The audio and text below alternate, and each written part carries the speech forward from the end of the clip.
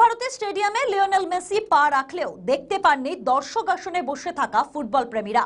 চরম অব্যবস্থার নজির, ক্ষুব্ধ দর্শকেরা।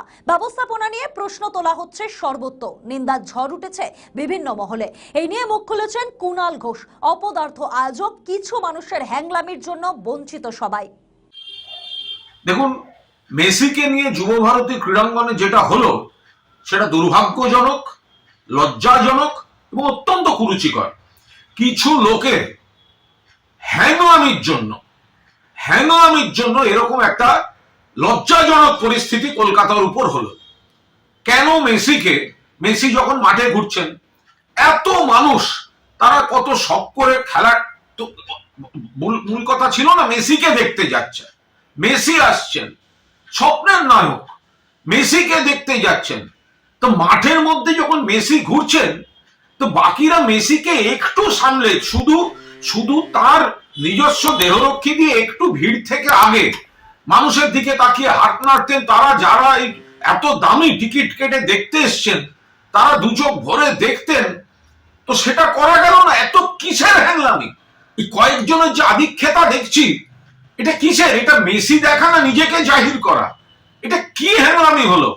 ফলে দূরে যারা বসলেন, যারা গ্যালারিতে টাকা দিয়ে গেছেন, ওই ভিড়ের মধ্যে দেখতে পাচ্ছেন না। কোনো পরিকল্পনার মা বাবা নেই। এই আয়োজক এটা হচ্ছে নাকি?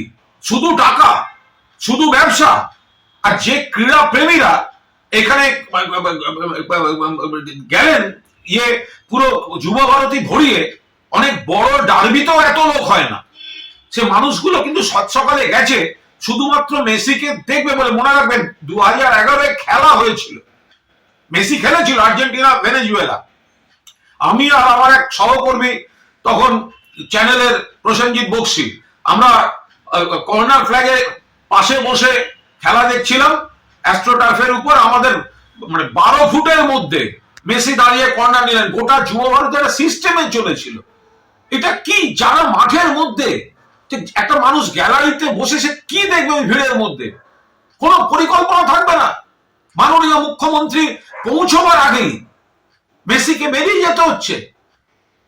জল ছুঁড়েছেন কিছু দর্শক, জল ছোড়াটা হয়তো অন্যায়, উচিত নয়, আলাদা।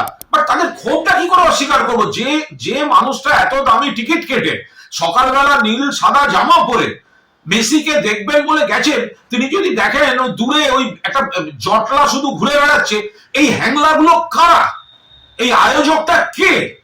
এরা শুধু ওই টাকা তুলে দামি করে নিজেদের টাকাটাকে সুরক্ষিত রেখে অন্য জায়গা থেকে স্টাফদের এনে ঘুরিয়ে দেয়া, ইয়ার্কি মারার জায়গা পায়নি।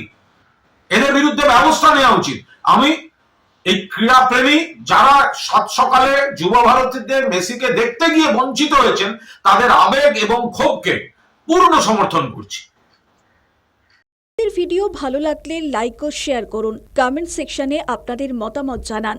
আরও ভিডিও পেতে আমাদের চ্যানেলটিকে সাবস্ক্রাইব করুন এবং প্রতি মুহূর্তে খবরের আপডেট পেতে প্রেস করুন বেল আইকন।